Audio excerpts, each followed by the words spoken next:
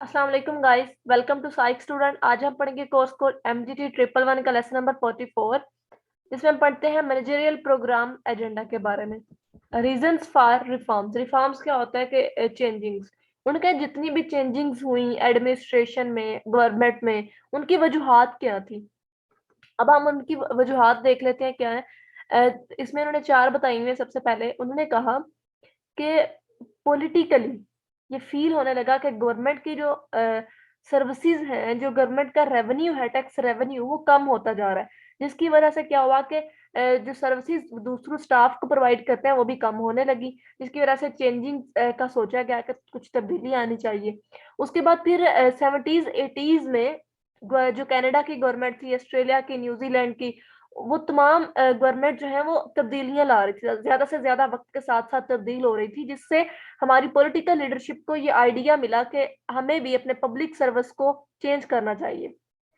उसके बाद फिर इन्होंने कहा है कि जो हमारा पब्लिक सेक्टर मैनेजमेंट है और रिस्ट्रक्चरिंग है नेशनल इकोनॉमी, उसके दरमियान जो लिंक था उसको इम्प्रूव करने की जरूरत थी। जिसकी वजह से जो हमारी क्योंकि इसकी वजह से हमारी इकोनॉमी जो टाइम है वो बहुत मुश्किल था, इकोनॉमी का जो भी वक्त था, और जिसकी वजह से जो बिजनेस कम्युनिटी थी उसको इम्प्रूव करने की जरूरत थी। और इस बिना पर भी गवर्नमेंट ने मैनेजमेंट को इम्प्रूव करने के लिए चेंजिंग्स की। और लास्ट में उन्होंने बताया हुआ है कि गवर्नमेंट का जो साइज था वो कम होता जा रहा था, जिसकी वजह से गवर्नमेंट के साइज को बढ़ाने के लिए, कंट्री को डेवलप करने के लिए चेंजिंग बहुत जरूरी थी।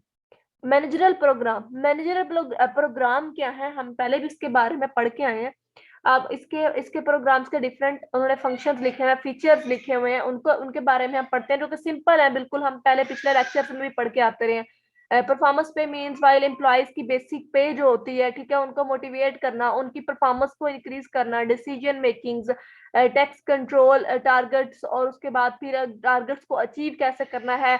उसके बाद फिर इंफॉर्मेशन टेक्नोलॉजी और जो भी आईटी का वर्क होता है, और फिर सर्विस टू क्लाइंट, जो हम क्लाइंट को सर्विस मुहैया करते हैं, और फिर जो हम कस्टमर्स को डील करते हैं, फिर यूजर चार्जेस, और services should not be provided free, जो भी सर्विस हम देते थे वो फ्री नहीं होनी चाहिए, जो भी सर्विसेज देनी है। इस तरह की डिफरेंट चीजें जो हैं वो मैनेजरियल प्रोग्राम में शामिल हुई। और उसके बाद फिर उन्होंने यहाँ पे कुछ कंट्रीब्यूटर्स बताए हुए हैं, जिसके अंदर रूल्स बताए हुए हैं, फैसिलिटीज बताई हुई हैं, फ्यूचर्स में क्या तब्दीलियां हुई उसके बारे में डिस्कस किया हुआ है, और पब्लिक सेक्टर्स के बारे में बताया हुआ है। इन्हें आगे हम जो है वो इस 7 पॉइंट्स में ना ज्यादा डिटेल से पढ़ेंगे।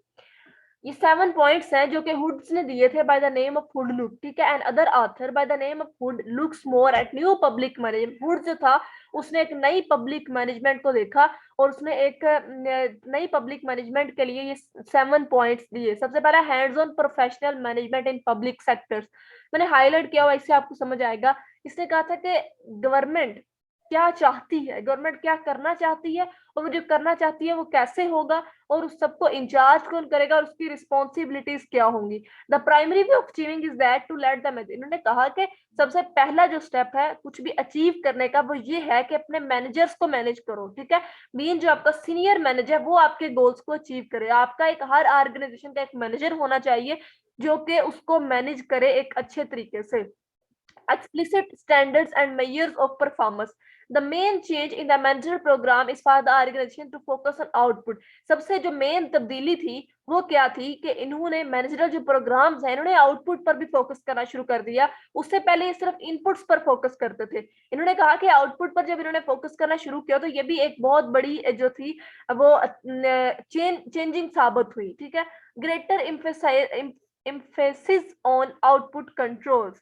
The most important change in this area has been performance and program budgeting system to replace the order line item budget to program budgeting.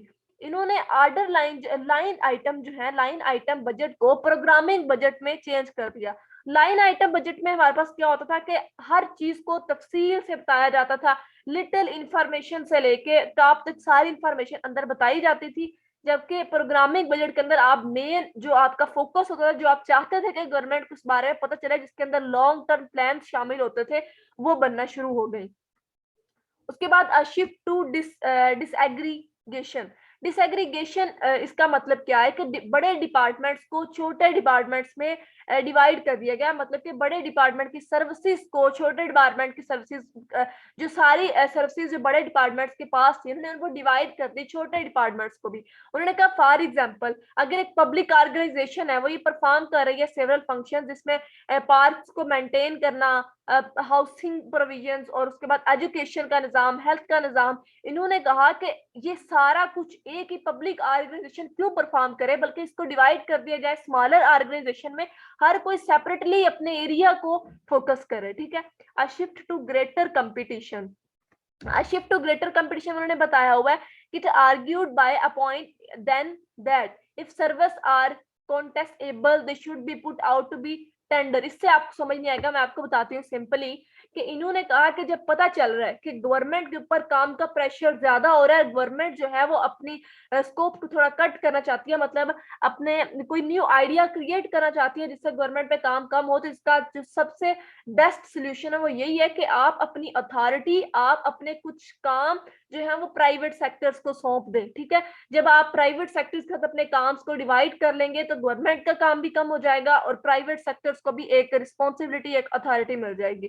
तो ये हमारा था लेसन नंबर 44। यहाँ पे हमने 5 पॉइंट्स पढ़ लिए हैं। नेक्स्ट 2 पॉइंट्स है हम लेसन नंबर 45 में पढ़ेंगे। तो मिलते हैं इंशाल्लाह लेक्चर नंबर 45 में। अपना ख्याल रखिएगा। खुदा हाफिज।